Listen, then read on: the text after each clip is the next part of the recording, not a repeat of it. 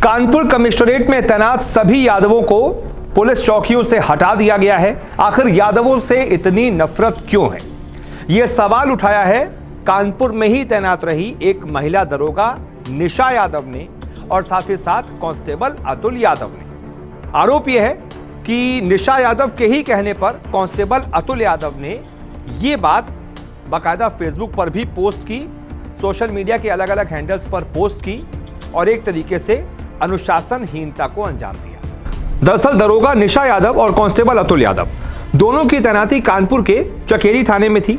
आचार संहिता के बीच अपनी पोस्ट पर उसने सरकार और कानपुर पुलिस कमिश्नरेट पर यादव जाति के पुलिस वालों को चार्ज नहीं देने पर सवाल उठाया है। इसे अनुशासनहीनता की श्रेणी में रखा गया है और दोनों को लाइन हाजिर कर दिया गया है। इस पूरे मामले में कांस्टेबल अतुल यादव का पोस्ट वायरल होते ही additional police commissioner Anand Prakash Tiwari ने जांच बैठा दी थी। इसके बाद दोनों को शनिवार को लाइन हाजिर किया गया और जो प्राथमिक जांच है उसमें यही सामने आया है कि लगभग एक हफ्ते पहले ही निशा यादव को उसकी चौकी से हटा दिया गया था, जिससे आहत होकर उसने कांस्टेबल अतुल यादव को उकसाया कि तुम इस तरीके का एक पोस्ट करो और लिखो और लोगों को बताओ कि कानपुर कमिश्नरेट में यादवों के साथ गलत हो रहा है और उनको पुलिस चौकियों से लगातार हटाया जा रहा है। और उसी के कहने पर अतुल ने फेसबुक पर ऐसा पोस्ट किया। यह भी सामने आया है कि अतुल यादव और साथ ही साथ निशा यादव जो कि एसआई हैं, इनके कई सारी तस्वीरें शिवपाल यादव के साथ नजर आई हैं। इनके जब खंगाले गए सोशल मीडिया अकाउंट्स तो इनकी कई सारी तस्वीरें शिवपाल यादव के साथ नजर आई हैं। शिवपाल यादव आपको पता ही है प्रसपा के अध्यक्ष हैं, समाजवादी पार्टी के पूर्व नेता रहे हैं, समाजवादी पार्टी से ही कई बार कैबिनेट मंत्री भी रहे हैं, उनकी पिछली सरकार में भी कैबिनेट मंत्री रहे थे। उसके बाद फिर उन्होंने अपनी अलग पार्टी बना ली थी प्रसपा।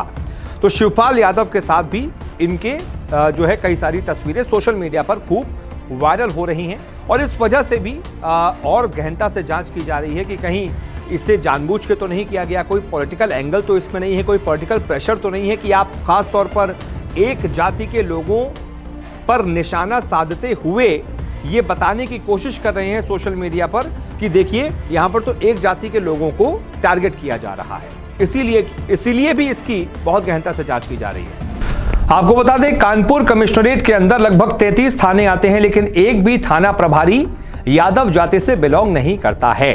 शायद इसलिए भी इस मामले को इस तरीके से उठाने की कोशिश की गई हो।